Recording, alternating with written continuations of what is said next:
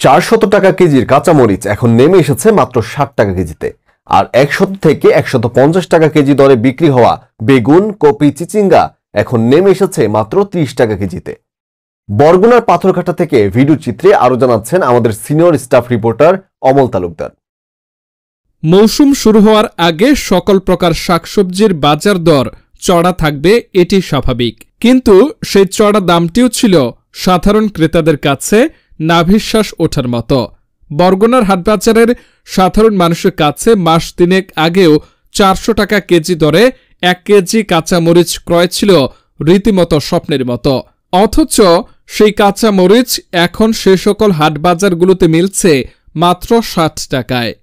শনিবার এই জেলার পাথরঘাটা বাজার ঘুরে দেখা গেছে 120 টাকা কেজির বেগুন এখন 50 টাকা, 100 টাকার ফুলকপি এখন 40 থেকে 50 টাকা, 80 থেকে 90 টাকা কেজির শালগম কপি এখন মাত্র 30 টাকা, 120 থেকে 150 টাকা কেজির সিম এখন 50 টাকা কেজি দরে বিক্রি হচ্ছে। বড় সাইজের 100 থেকে 150 টাকা দামের প্রতিটি লাউ এখন 20 থেকে 30 টাকায় মিলছে এসব হাটবাজারে। অপরদিকে 20 টাকা দামের 2টি আটি লাল শাক, পালং শাক কিংবা ধনেপাতা পাওয়া যাচ্ছে আরও বড় আকারে এবং ডাবল সংখ্যায় 4টি আটি একসঙ্গে 20 টাকায়। শুধুমাত্র আলু ব্যতীত সকল সবজির দাম এখন সাধারণ মানুষের ক্রয় ক্ষমতার মধ্যে চলে এসেছে।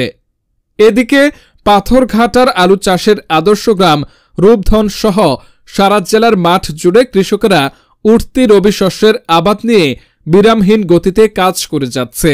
জেলার বিভিন্ন গ্রামের মাঠে দুলছে উঠতি, কাঁচা পাকা আমন সহ বিভিন্ন প্রজাতের ধান।